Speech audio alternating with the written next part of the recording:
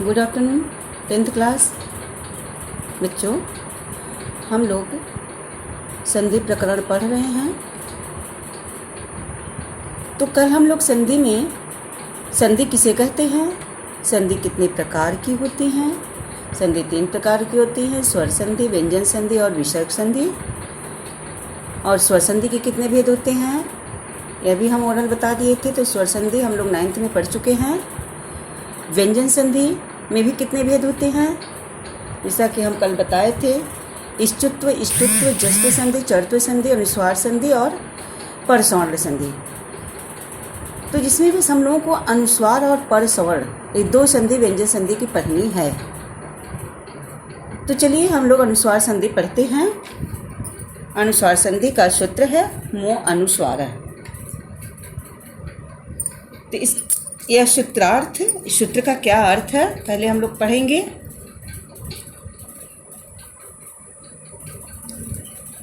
सूत्रार्थ, इस सूत्र का क्या अर्थ है। तो इसका अर्थ है मह धन, विसर्ग रहेगा धन अनुस्वार, मो अनुस्वार का संधि विच्छेद हुआ अनुस्वार। अर्थात म का अर्थ हुआ मकार, यानी वर्ण को, एक वर्ण को मकार, शकार, तकार जानते हम, मतलब इस नाम से मकार का अनुस्वार हो जाता है, यानी म का अनुस्वार हो जाता है। मकार का अनुस्वार हो जाता है, अनुस्वार हो जाता है, ये सूत्र है। मो अनुस्वार का यह अर्थ है, माने इसका जो अनुस्वार संधि का जो सूत्र है मो अनुस्वार, तो इसका अर्थ है कि महधन अनुस्वार है, यानी अर्थात मकार का अनुस्वार हो जाता है। कहने का तात्पर्य म के स्थान पर अनुस्वार हो जाएगा। तो नियम, अरे नियम पढ़ते हैं, इसके बाद फिर उदाहरण से समझेंगे नियम क्या कहता है। इसका नियम कह रहा है कि किसी पद के अंत में, इसमें 2 नियम है।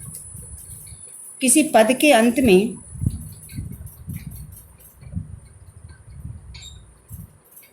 किसी पद के अंत में म, अब देखिए ध्यान दीजिएगा, म और उसके बाद, यही नियम है, म और उसके बाद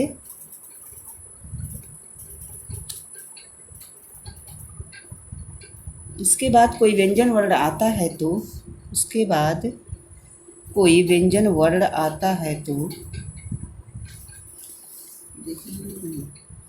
कोई व्यंजन, व्यंजन रहेगा, कोई व्यंजन वर्ण आता है तो, वर्ण आता है तो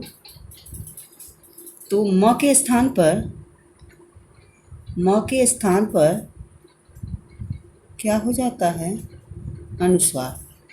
म के स्थान पर अनुस्वार हो जाता है।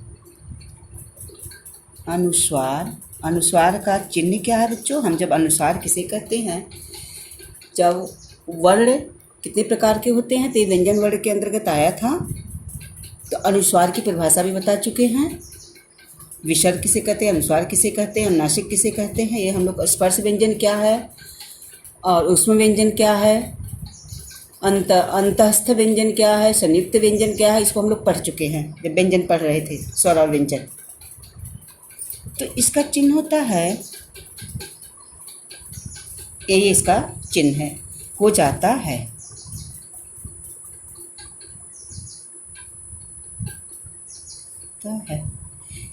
यह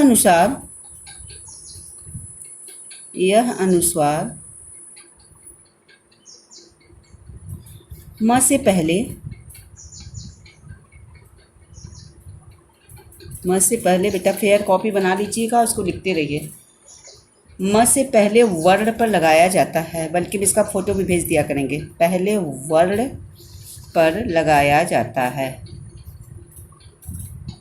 लगाया जाता है। तो कॉपी पे लिख लेंगे, उदाहरण जब लिखेंगे तब उसको फिर पढ़ेंगे, समझेंगे, तब समझ में आ जाएगा। लगाया जाता है। अब जैसे देखिए, अब उदाहरण से समझिए।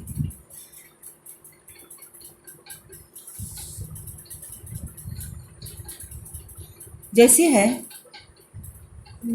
नगरम धन गतः,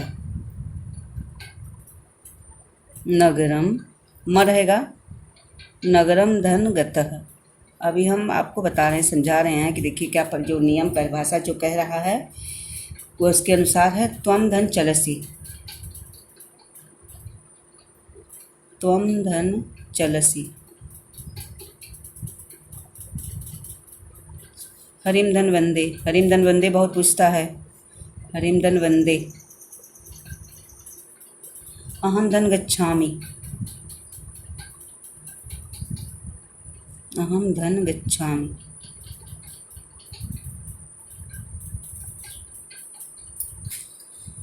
और रामम धन वंदे, रामम धन वंदे। ये 4-5 है एग्जाम्पल। अब इतना हम लोग समझते हैं ये क्या कह रहा है। देखिए, ये परिभाषा कहता है कि किसी पद के अंत में म और उसके बाद कोई व्यंजन वर्ण आता है तो म के स्थान पर अनुस्वार हो जाता है। बहुत सबसे सरल आपका ये संधि है, सबसे सरल इसी अनुस्वार संधि से ही पूछता है। तो यह अनुस्वार म से पहले, यह अनुस्वार म से पहले वर्ण पर लगाया जाता है। म से पहले वर्ण पर लगाया जाता है, यानी अनुस्वार को म को हटा देंगे, म के स्थान पे क्या लगेगा, अनुस्वार हो जाएगा। तो ये म से पहले वर्ण पर लगाता है। तो म से पहले वर्ण क्या है, र है। तो जैसे हम 4-5 एग्जाम्पल लिखे हैं, जैसे नगरम धन गतः। अब देखिए ये कह रहा है कि अनुस्वार जो है म के बाद कि पद के अंत में, पद है नगरम है, पद के अंत में यदि म और उसके बाद कोई व्यंजन वर्ण आता है, तो देखिए व्यंजन वर्ण आया है ना, ग है, त्वम धन चलसी, फिर यहाँ म है लेकिन व्यंजन वर्ण च आ गया। हरिम धन बंदे है, यहाँ प्रथम पद के अंत में म है लेकिन दूसरे पद में क्या है, वह है, यह व्यंजन वर्ण हो गया। अहम धन गच्छामि में यह म है, दूसरे पद में ग है, व्यंजन वर्ण। रामम धन बंदे में भी वही है, म है, दूसरे पद में वह है। तो ये परिभाषा जैसा कहा वैसा ही हो गया। लेकिन और क्या कहता है कि म के स्थान पर अनुस्वार हो जाता है। अनुस्वार किस पे लगता है, म से पहले वाले वर्ण पर लगता है। तब ये क्या होगा, नगरम धन, म के स्थान पर हो जाएगा अनुस्वार, तब होगा नगरम धन गतः। क्या होगा, नगरम धन गतः। ठीक, यह और त्वम धन चलसी, क्या है, त्वम धन चलसी, ये किस पे लगेगा, यह वह पर लगेगा, त्वम चलसी, तब हो जाएगा त्वम चलसी। हरिम धन वंदे, अब यह म के स्थान पर अनुस्वार होगा तो किस पे होगा, रम पर होगा, तो यह हो जाएगा हरिम वंदे, हरिम वंदे। अहम धन गच्छामि, फिर वही म के जो स्थान पर अनुस्वार होगा किस पे होगा, जो उसके पहले वाले वर्ण पर होगा और दूसरे पद में कोई परिवर्तन नहीं होगा, तो अहम गच्छामि। रामम वंदे में भी यही होगा, रामम वंदे। ठीक, तो यह नहीं अनुस्वार।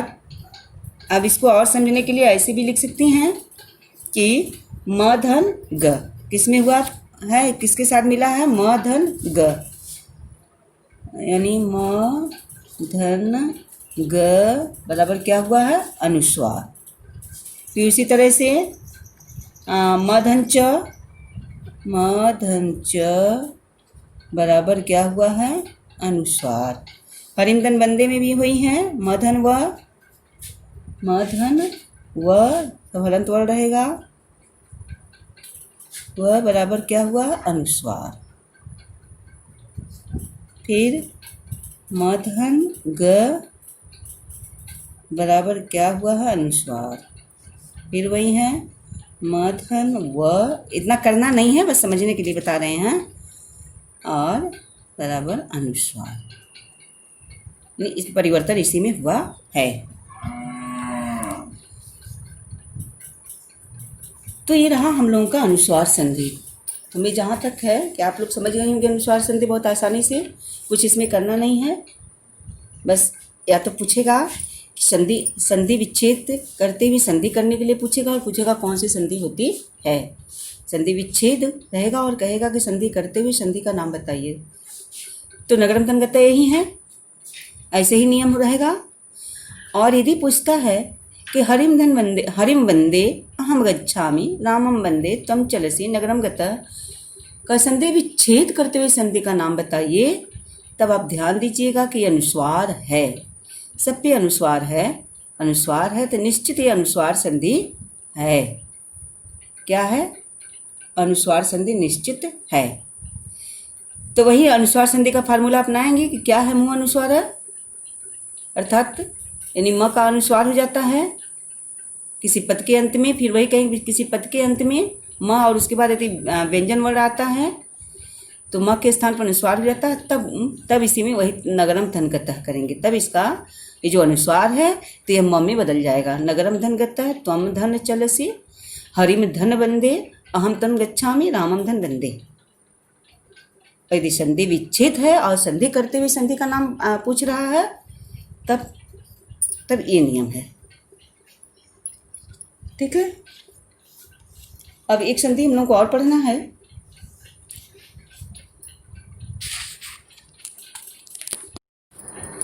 इसी में बच्चों मौ अनुस्वार में, अनुस्वार संधि में एक विशेष बातें जरा ध्यान देना होगा आप लोगों को। देखिए एक और बातें कह रही है, ये कह रहा है कि पदांत में म के बाद, इसी संधि से है, पदांत में म के बाद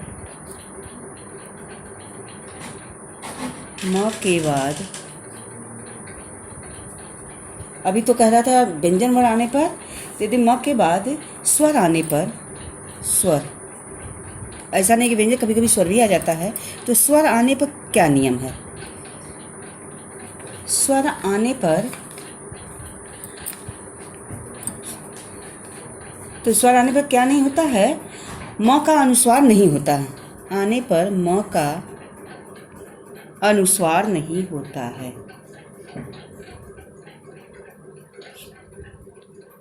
नहीं होता है।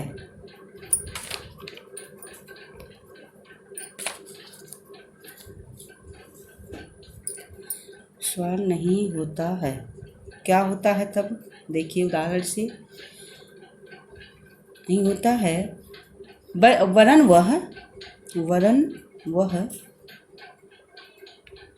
वह आने वाले स्वर के साथ, वह आने वाले स्वर के साथ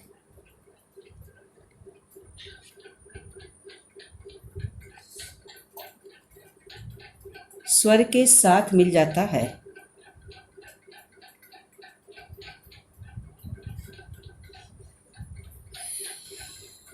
देखिए ध्यान दीजिएगा, अभी तो हम लोग पढ़े हैं कि म के बाद यदि कोई व्यंजन वर्ण आता है तो म के स्थान पर अनुस्वार हो जाता है।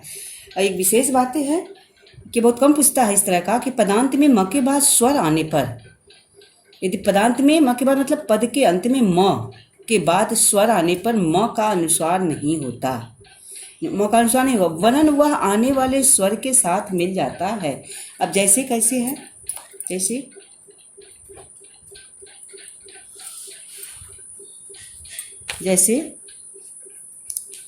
जैसे रामम धन अगच्छत। देखिए रामम धन अगच्छत, धन अगच्छत। ठीक।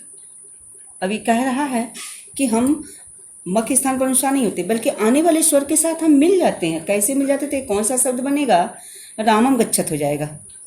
क्या हो जाएगा? बराबर रामम गच्छत, रामम गच्छत, ये शब्द बनेगा रामम गच्छत। अगच्छत माने राम आया, और वही चीज़ है राम अगच्छत, इसमें मिल गया। अगच्छत इसमें अ छुपा हुआ है, राम राम गया, अगच्छत माने गया, तो राम अगच्छत, फिर यह भी राम गया, अगच्छत। जलम आनय, जलम धन आनय, चल ले आओ, आनय। तो ये क्या हो गया, म जो है स्वर में मिल जाएगा तो क्या हो जाएगा, जलमानय हो जाएगा। क्या हो जाएगा, जलमानय। जलमानय यानी म आ, म पर आ हो जाएगा जलमानय, यानी जल ले आओ। इसका भी अर्थ वही है, जलम धन गच्छत, जल लाओ, ले आओ। और जलमानय तो उस म जो है अ के साथ छुप गया है, मिला हुआ है, जुड़ा हुआ है, तो इसका भी अर्थ है कि जल ले आओ। जलमानय माने जल लाओ।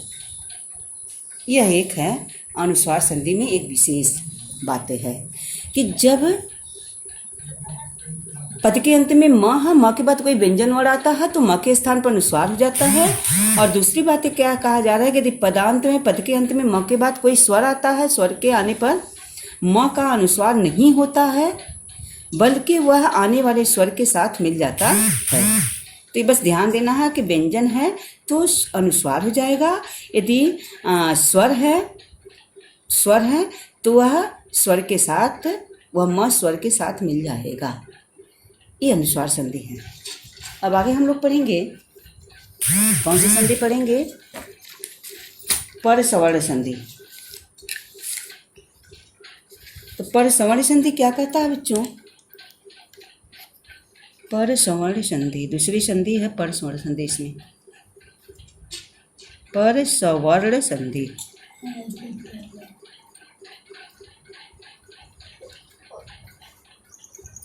इसका सूत्र है अनुस्वारस्य ययि पर सवर्ण। इसका सूत्र है अनुस्वारस्य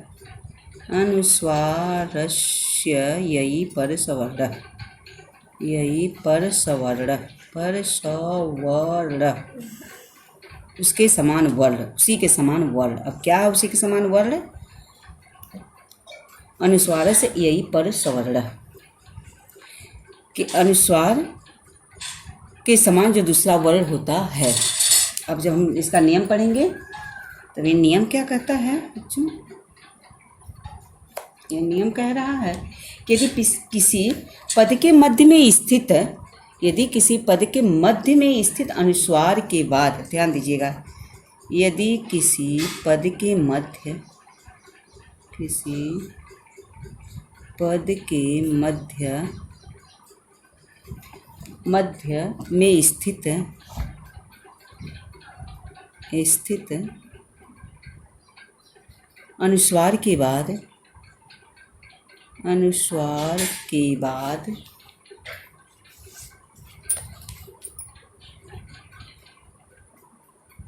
अनुस्वार के बाद यह प्रत्याहार। अब देखिए फिर प्रत्याहार आ गया आपके संधि में, यह प्रत्याहार यानी यह प्रत्याहार के अंतर्गत आने वाले वर्ण, प्रत्याहार का वर्ण। अब यह प्रत्याहार के अंतर्गत आने वाले वर्ण कौन कौन से वर्ण आए तो, यह प्रत्याहार का वर्ण आए तो अनुस्वार के स्थान पर, तब अनुस्वार के स्थान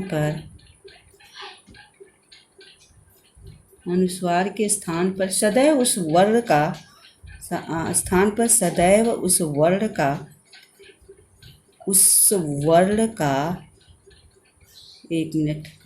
उस वर्ण का पंचम वर्ण हो जाता है। कौन सा वर्ण, पंचम वर्ण हो जाता है। ठीक। अब बच्चों देखिए पर सवर्ण संधि क्या कहता है, अनुस्वार से यही पर सवर्ण का यही अर्थ है कि यदि किसी पद के मध्य में यदि किसी पद के मध्य में स्थित अनुस्वार के बाद यह प्रत्याहार का वर्ण आए तो अनुस्वार के स्थान पर सदैव उस वर्ण का पांचवा वर्ण हो जाता है।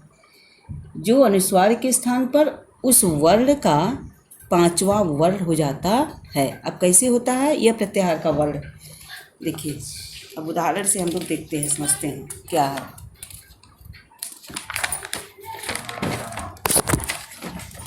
क्या हुआ,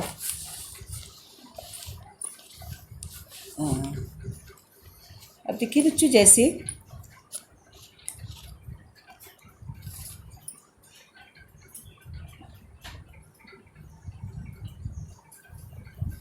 अब जैसे है हम यह प्रत्याहार का वर्ण भी बता दें। देखिए आपका जो पढ़ी हैं प्रत्याहार पढ़ी हैं, तो उसमें यह प्रत्याहार है आपका में कौन कौन से वर्ण आते हैं। यह प्रत्याहार का वर्ण क्यों उसमें जा रहे हैं, कप य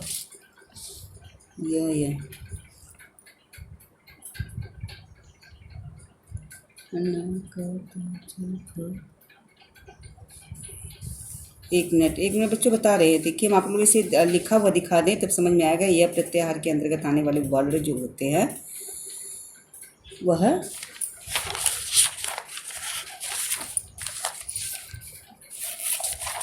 अब देखिए यह प्रत्याहार के अंतर्गत आने वाले वर्ण तो उसी के समान वर्ण हो जाता है। यह कह रहा यह एक देखिए हाय वर्ण में यह है, यही परसवर्ण, और एक आप 12वां सूत्र में कपय है। तो यह प्रत्याहार आपका यही प्रत्याहार बना हुआ है। तो इसमें देखिए हलंत वर्ण को छोड़ करके इसके अंतर्गत जितने वर्ण हैं उसमें प्रत्याहार में आ जाएंगे। तो वही वो कह रहा है किसी पद के मध्य में स्थित अनुस्वार के बाद यदि यह प्रत्याहार का वर्ण आता है तो अनुस्वार के स्थान पर सदैव उस स्थान का 5वां वर्ण हो जाता है। अब देखिए, अब उदाहरण समझिए कि उदाहरण में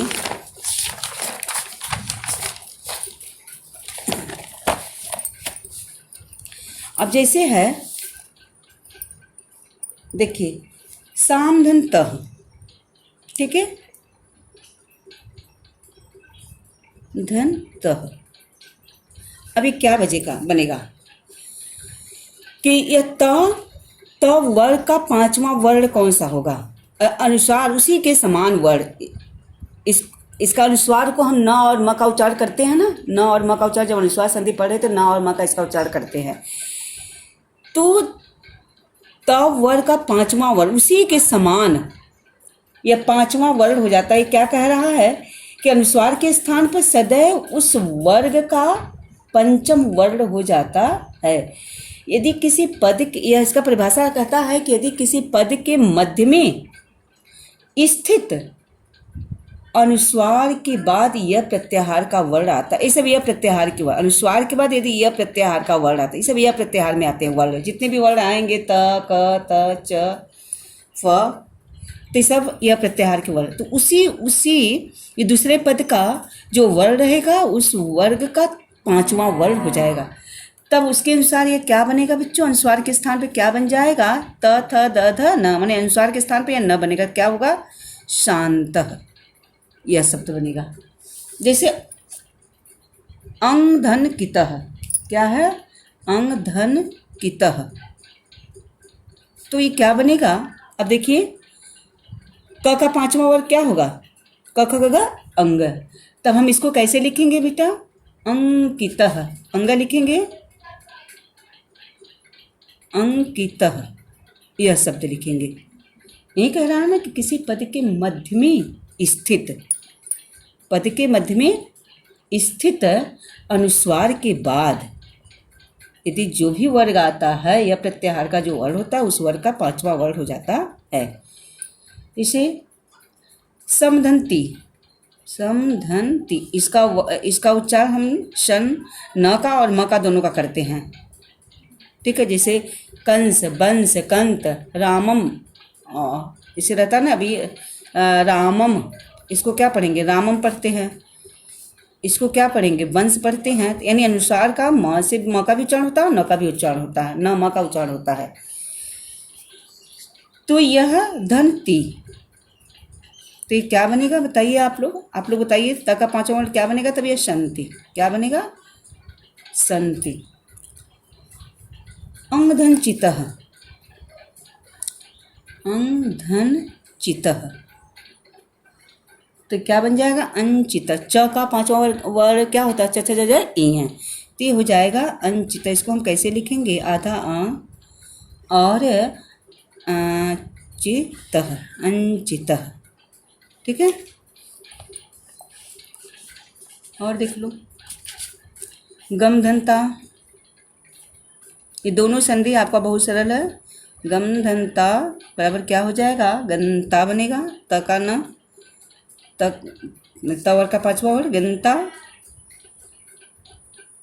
और गुमधन फितः, गुमधन फितः। अब बताइए क्या बनेगा, आप लोग शब्द बनाइए, क्या बनेगा। अनुस्वार के स्थान में कौन सा अक्षर बनेगा, म, प फ ब भ म। हाँ ठीक, तो ये बन जाएगा गुम फितः, फितः। इसी तरह से कुंग धन टिथः, धन ठितः। अब क्या बनेगा, कुंठितः बन जाएगा, कुंठितः, कुंठित। कुंधनचितः क्या बनेगा बताइए, जैसे जाइए, कुंचितः बनेगा, कुंचितः। तो बेटा यही रहा आपका पर सवर्ण संधि, अनुस्वार संधि और पर सवर्ण संधि। दोनों में आप लोग कंफ्यूज नहीं ना है, दोनों अनुस्वार से ही मतलब है। अनुस्वार में सीधे पद के अंत में यदि म आता है, म के बाद कोई व्यंजन वर्ण आता है तो म का अनुस्वार हो जाता है। और यदि म अनुस्वार पद के अंत में म है लेकिन उसके बाद कोई दूसरा नियम, कोई स्वर आता है तो वह स्वर जो है व्यंजन वर्ण में मिल जाता है। एकदम स्पष्ट है अनुस्वार संधि। और अनुस्वार पर सवर्ण संधि क्या कहता है कि यदि किसी पद के मध्य में स्थित अनुस्वार के बाद यह प्रत्याहार का वर्ण आता है तो अनुस्वार के स्थान पर सदैव उस वर्ण का, इस यह प्रत्याहार के अंतर्गत का वर्ण है तो उस वर्ण के वर्ग का पांचवा वर्ण हो जाता है, जैसा कि हम उदाहरण से क्लियर कर दिए हैं आप लोगों को। ठीक है, तो ये दोनों संधि आप लोग फेयर कॉपी पे लिखिएगा उदाहरण सहित, और हम इसका फोटो भी भेज देते हैं। वीडियो तो जाएगा ही, फोटो भी भेज देंगे। फेयर कॉपी पे लिख लीजिएगा, फिर से पढ़ लीजिएगा। अब इसके बाद कल हम लोग, अब हो गया आप लोगों का, स्वर संधि पढ़ना ही नहीं था। विसर्ग संधि में सिर्फ 2 ही संधि पढ़ना है, अनुस्वार और परसवर्ण। और इसके बाद अब कल हम लोग पढ़ेंगे विसर्ग संधि। अब विसर्ग संधि थोड़ी है अधिक, बहुत ज़्यादा नहीं है, उसमें भी बहुत ज़्यादा नहीं पढ़ना है। और जब 11th में जाएंगे तब विसर्ग संधि का भंडार रहेगा, अभी तो थोड़ा ही पढ़ना है। ठीक है, ठीक, कल हम लोग पढ़ेंगे।